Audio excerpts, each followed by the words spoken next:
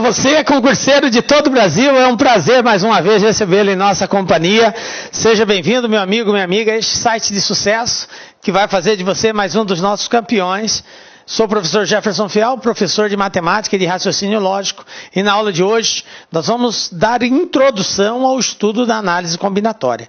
A análise combinatória é dividida em vários segmentos, em várias áreas, tá? Nós vamos dar início ao estudo da análise combinatória, mais especificamente falando nessa aula sobre o princípio fundamental da contagem. Ok, galera? Vem comigo então, para nós iniciarmos a nossa aula aí sobre princípio fundamental da contagem, galera.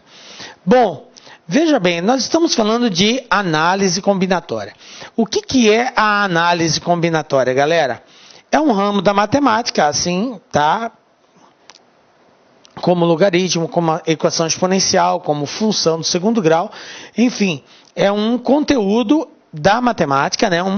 É um ramo da matemática que procura o quê? Elaborar métodos que permitam encontrar o número de possibilidades que um evento pode ocorrer. Então é isso que a análise combinatória faz.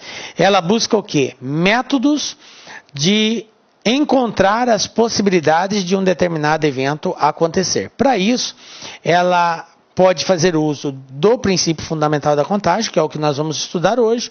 Aí nós temos o arranjo, nós temos a permutação, nós temos a combinação simples, que são situações diferenciadas de encontrar esses métodos. São vários métodos que nós vamos ter à disposição aí, ok? Todos eles compõem o conjunto da análise combinatória. Bom, a análise combinatória busca resolver problemas de contagem. Então, veja bem, para que a gente consiga alcançar esse objetivo, nós vamos usar de alguns métodos especiais.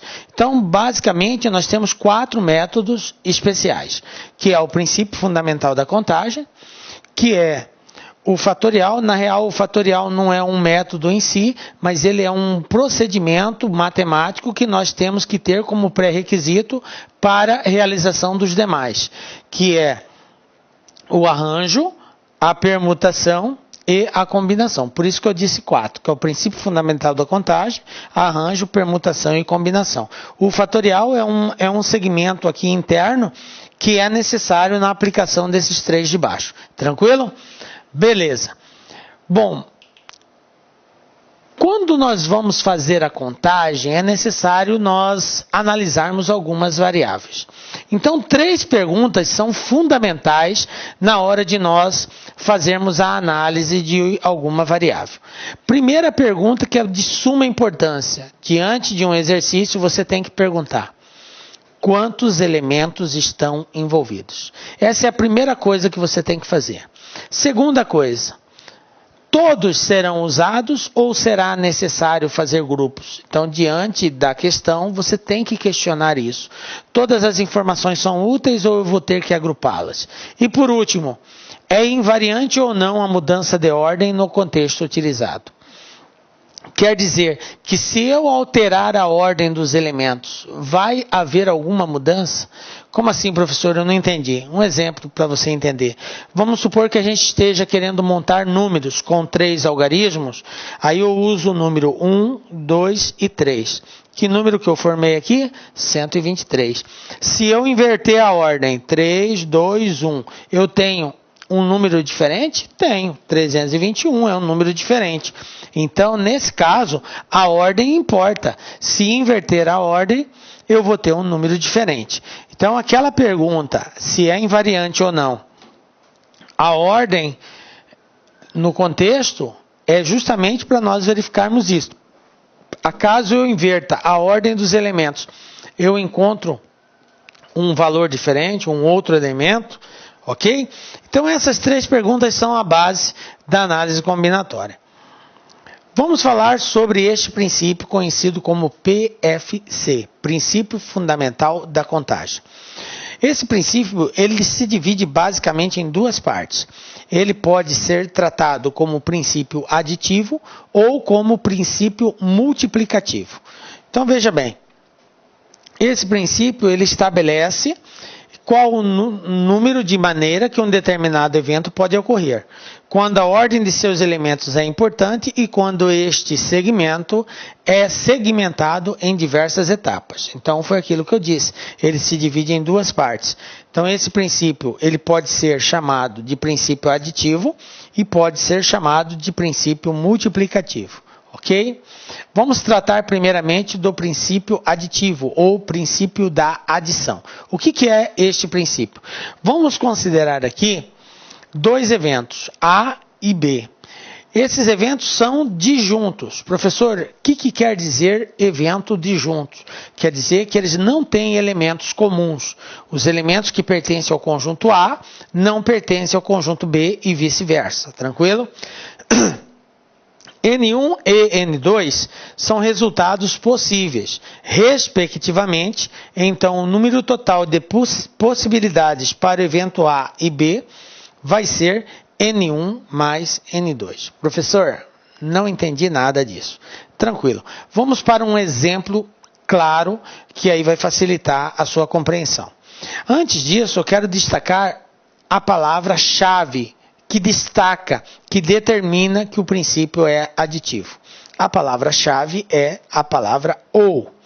Quando esta palavra estiver em evidência no contexto de um exercício, ela caracteriza o princípio da adição. Como assim, professor? Veja bem, olha só esse exemplo. Suponha que queremos selecionar uma sobremesa entre 3 tortas e 4 bolos. De quantas maneiras isso pode ser feito? Veja bem, eu vou selecionar uma sobremesa. Quais são as opções que eu tenho? 3 tortas e 4 bolos. Pergunto para os senhores, é uma sobremesa. Quantas opções eu tenho? 3 tortas e 4 bolos. Agora, eu posso escolher uma torta? Posso. Posso escolher um bolo? Posso. Então, eu posso escolher uma torta ou um bolo. Eu não posso escolher os dois. Nem 2 tortas, nem 2 bolos. Eu vou escolher uma sobremesa. Então, essa sobremesa ou tem que ser uma torta ou tem que ser um bolo. Como eu tenho 3 opções de torta e 4 opções de bolo, e se trata de um princípio aditivo, porque a palavra ou está em evidência, eu tenho que escolher uma torta ou um bolo. Sacaram aí? Então, 3 mais 4, 7. Então, eu tenho 7 possibilidades. Ah, professor, o senhor está querendo dizer, então, sempre que eu estiver diante de uma situação em que eu tenho a opção de escolher uma coisa ou outra, trata-se do princípio aditivo? É isso mesmo. Então, o total de possibilidades de escolha é a soma das possibilidades do primeiro mais a soma de possibilidades do segundo. Beleza? Esse N1 e esse N2 retrata as possibilidades de acontecer o evento A e o N2 trata da possibilidade de acontecer o evento B. E aí o resultado final é a soma deles. Beleza? Um outro exemplo. Uma pessoa deseja fazer um passeio utilizando um dos meios de transporte disponíveis em sua garagem. De quantas formas diferentes ela pode realizar esse passeio, sabendo que ela possui 2 automóveis, 3 motos e 4 bicicletas? Observem que essa pessoa vai fazer um passeio. Ela, para realizar esse passeio, ela pode ir de bicicleta, ou ela pode passear de moto, ou ela pode passear de carro. Não tem como ela passear de moto e carro ao mesmo tempo. Ou de moto e bicicleta, ou de bicicleta e carro, não tem como. Tem que ser uma coisa ou outra para realizar esse passeio. Olha só a palavra em destaque ou novamente. Uma coisa ou outra. Então, ou ela passeia de carro, ou passeia de moto, ou passeia de bicicleta. Portanto, como nós temos 2 automóveis, 3 motos e 4 carros, o total aqui vai ser a soma de 2 mais 3 mais 4, portanto, 9 possibilidades. Tranquilo? Belezinha? Filé, né, galera? Bom, Princípio da multiplicação. Bom, agora é um outro método. A palavra principal já não vai ser a mesma, vai mudar. Esse princípio multiplicativo trata-se do seguinte: são N1 possibilidades de acontecer o evento A, N2 possibilidades de acontecer o evento B. Então, o resultado final vai ser o produto de N1 vezes N2, ok? Então, sempre que eu tiver uma situação permite a união dos dois, eu tenho um princípio multiplicativo. Olha só, para facilitar a sua compreensão, a palavra principal que vai estar em destaque é a palavra e. Ou seja, um evento só é concretizado quando acontecer uma coisa e outra. No exemplo anterior, o evento se concretizava acontecendo uma ou outra, tanto faz. Podia acontecer só um, podia acontecer só o outro. Agora não. Nós vamos estar diante de uma situação que, para o evento ser concretizado, vai ter que acontecer uma coisa e outra ao mesmo tempo. Beleza? Então, por isso, a palavra em evidência agora é a palavra e. Vamos para um exemplo aqui. Olha só. Um homem possui 3 camisetas e 2 calças. De quantas maneiras diferentes ele pode se vestir, supondo que ele use uma calça e uma camisa? Então, observe o seguinte. A pergunta é de quantas maneiras diferentes ele pode se vestir. Agora, eu tenho que pensar assim, o que concretiza o evento? Você tem que entender a essência do evento. O evento aqui é o vestir-se. Para que esse evento seja concretizado, o vestir-se tem que ser completo. O homem não pode ficar só de calça ou só de camiseta. Se ele estiver só de camiseta, ele não está vestido completo e nem somente com calça. Se ele estiver só com a calça, sem a camiseta, ele também não está vestido completo. Portanto, a concretização do evento se dá com o conjunto calça e camisa. Olha só, um evento ligado ao outro. Para se concretizar, tem que ter calça e camisa. Beleza? Olha o e, que é o destaque aí em evidência. Portanto, princípio multiplicativo. Como que eu resolvo? O número de possibilidades do primeiro vezes o número de possibilidades do segundo. Por isso que se diz princípio multiplicativo. Como ele tem 3 camisetas e 2 calças, o resultado disso vai ser o produto do total de camisetas pelo total de calças. 3 vezes 2, 6 possibilidades. Belezinha? Tranquilo, né? Diagrama de árvore, galera. O que é o diagrama de árvore? O diagrama de árvore é uma forma que nós temos de representar o cálculo ou obter o número de possibilidades da realização do evento sem a necessidade de nós efetuarmos cálculo. Simplesmente nós vamos traçar, delinear uma série de possibilidades e depois, no final, nós contamos o total dessas possibilidades. Então, o diagrama de árvore, ele é de forma representativa. Eu vou colocar todas as possibilidades de calça, todas as possibilidades de camiseta e vou fazer as devidas ligações para ver quantos pares eu consigo formar. Então, vem comigo. Olha só. Nesse exemplo de 3 camisetas e 2 calças, eu tinha primeira opção aqui, camiseta. Depois eu vou chamar de camiseta 2 e vou chamar de camiseta 3, porque eu tenho 3 camisetas. Então, a pessoa, o indivíduo está aqui, ela pode optar pela camiseta 1, pela camiseta 2 ou pela camiseta 3. Obviamente, ela vai ter que escolher também entre a calça 1 e a calça 2. Então, vestindo a camiseta 1, ela tem 2 possibilidades. Combinar a camiseta 1 com a calça 1 ou combinar a camiseta 1 com a calça 2. Vestindo a camiseta 2, ela também tem 2 possibilidades. Combinar a camiseta 2 com a calça 1 ou combinar a camiseta com a calça 2, ok? Então tá aqui. Terceira opção, camiseta 3, ela pode combinar também com a calça 1 ou com a calça 2. Bom, enfim. Camiseta 1, 2 possibilidades. Camiseta 2, 2 possibilidades. Camiseta 3, 3 possibilidades. Então, qual que é o total de possibilidades de combinações que essa pessoa pode fazer? Total, 6 possibilidades. 2, mais 2, 4, mais 2, 6. Entendem isso, galera? Beleza? Isso é chamado de diagrama de árvore. Professor, eu posso usar o diagrama em qualquer caso? Sim, a resposta seria sim, você vai poder usar. Porém, em alguns casos, não é viável a utilização do diagrama, principalmente em casos que envolvem uma certa quantidade de elementos. Por exemplo, se eu tivesse aqui 50 camisetas e 35 calças, aí já ficaria inviável a utilização do diagrama, porque eu teria um diagrama muito grande aqui, né?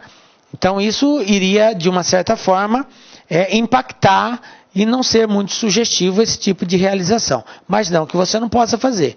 Pode, só que iria te dar muito mais trabalho do que fazer da forma anterior, que é o produto das duas possibilidades. Beleza? Bom, vamos lá. Exemplo 3.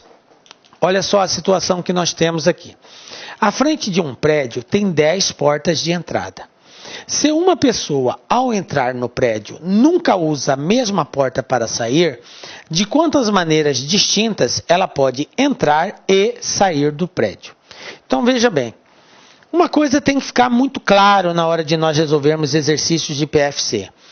Eu tenho que entender o contexto. O contexto é a pergunta. O que ele quer saber?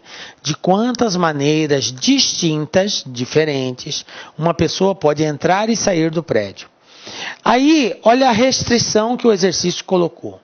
Ele falou que se a pessoa entra no prédio por uma porta, ela nunca usa a mesma porta para sair.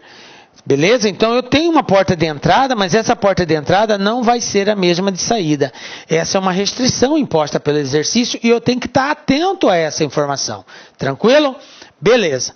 Então são 10 portas, eu vou enumerar as 10 portas aqui, ó. Então está aqui as 10 portas.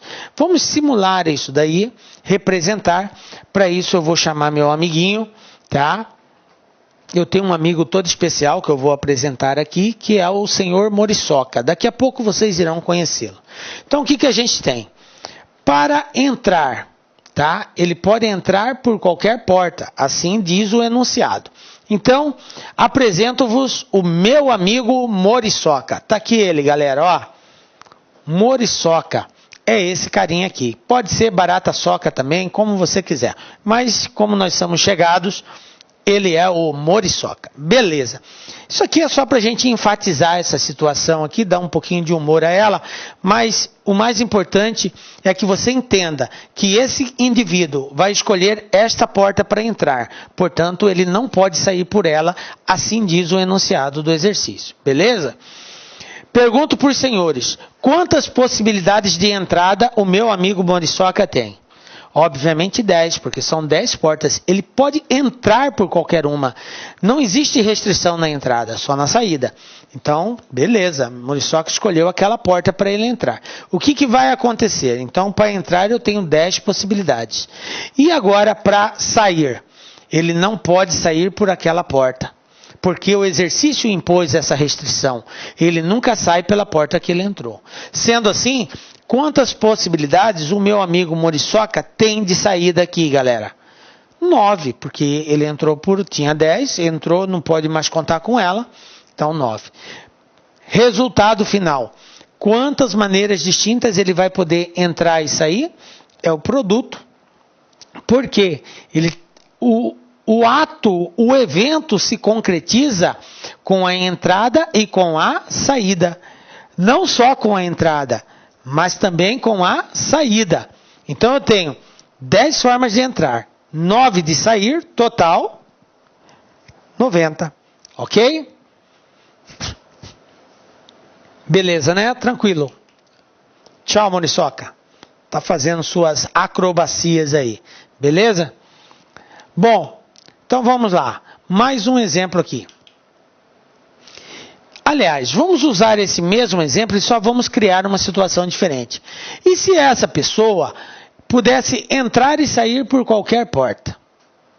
Na outra ele não podia sair pela mesma que ele entrou. Agora não, agora pode entrar e sair por qualquer uma. O que vai mudar? Então está aqui as 10 portas. Vou chamar mais uma vez meu amigo Moriçoca. está ali presente, meu amigo Muriçoca. E agora todas as portas estão abertas porque ele pode entrar e sair por onde ele quiser, ok? Está livre agora de escolha. Sendo assim, o que a gente pensa? Quantas possibilidades para entrar? 10. Quantas possibilidades para sair? 10 também, porque ele pode sair pela porta que ele entrou. Então, total, 10 vezes 10, 100. Então, Muriçoca tem quantas possibilidades aqui? 100 possibilidades de entrar e sair por qualquer porta. Tranquilo? Beleza? Valeu, Muriçoca. Um abraço muito forte para você aí. Mais uma vez fazendo suas acrobacias aí, né? Vai com Deus. Bom, vamos lá. Exemplo 4, galera. Calcular quantos números de 4 algarismos distintos podem ser formados usando os algarismos 1, 2, 3, 4, 5 e 6. Observem, eu tenho 6 algarismos. A pergunta é, quantos números de 4 algarismos distintos podem ser formados? Bom, primeiro nós temos que entender a diferença entre número e algarismo, ok? O número é um valor. Olá, meus amigos! E aí, tá gostando da aula do professor Jefferson Fiel? Professor top de linha, professor que sabe explicar matemática como poucos. Isso que você está assistindo é apenas aí 20%, 30% da aula completa. Se você quer assistir o final dessa videoaula, aliás, você quer fazer o nosso curso chamado Matemática Total, é uma isolada nossa do Lá Concursos, uma isolada que tem todas as aulas do professor Jefferson Fiel, são aí dezenas e dezenas de aulas, o investimento é de apenas aí uma parcelinha aí de R$60, é isso mesmo, curso completo de matemática, todas as aulas do professor Jefferson Fiel por apenas R$60. Bacana, meus amigos? Prazo de acesso, 60 dias, né? Bacana, meus amigos? Então eu espero vocês aqui no LAC Concurso. Um forte abraço, fique com Deus, fui, tchau. Clique lá.